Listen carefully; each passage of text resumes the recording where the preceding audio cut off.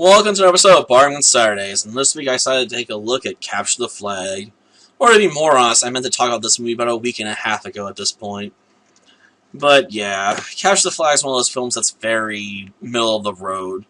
It's not spectacularly good like, say, The Incredibles, nor does it unbelievably awful like The Little Wizard, where we take out a dragon with some enchanted dancing spoons.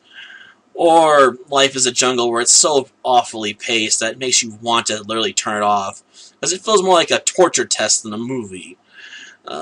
Capture the Flag is very watchable and enjoyable, but it's not very memorable.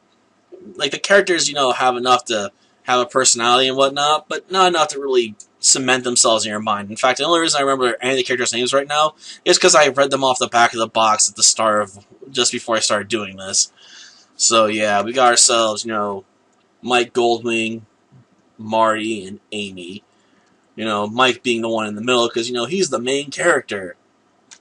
Albeit, Amy does join him in his space adventure with his grandpa. Of course, my main question is, why does NASA have suits the right size to fit a couple of kids? I mean, I get why they might have a suit big enough to fit an old man, because, he's a full-grown man, so even if the suit's not perfectly meant to fit him, he might be able to squeeze his way into it, because I assume these suits are meant to be a bit custom fit to people, considering they need to be, so airtight and whatnot, so you wouldn't want them to be really loose. But that may just be me spouting nonsense. I'd probably have to look it up if I want to know for sure, and I really don't care about the whole details about going into space right now. It's kind of insignificant when you think about it, considering we're talking about a movie with space travel in it. About the only real thing I can gripe about with Capture the Flag is really some of the CGI work is a bit inconsistent in terms of its look. Basically, NASA's tech has a lot more realistic look and feel to it, while the villain's tech has a very futuristic sci-fi look to it. It's got a lot of smooth lines, it's very complicated, at least in comparison to, NASA's technology. So much so that's like, how on earth did this one guy manage to build this? I know he's an energy tycoon and probably has lots of money he can spend on this sort of stuff, but how do you get approval from the government to go to the moon in the first place? You think you have to submit your flight plan for something like that, like, oh, you want to go to the moon? Well, you need our approval, and you better pay us off. Because I imagine there'd be a lot of money exchanging hands in order to get permission to go blasting off the moon, regardless of what your plan is.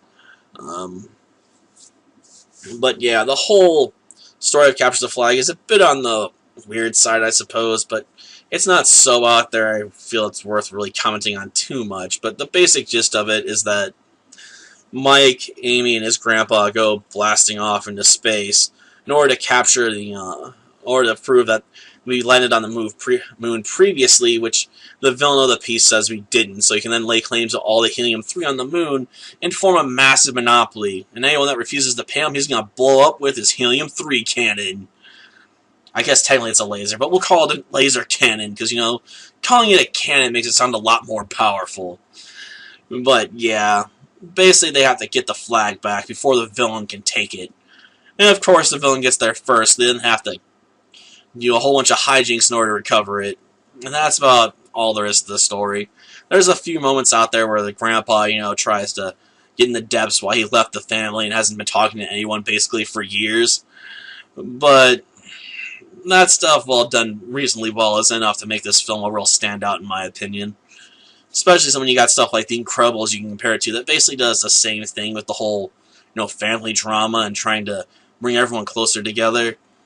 And just has a lot better pacing and whatnot going for it.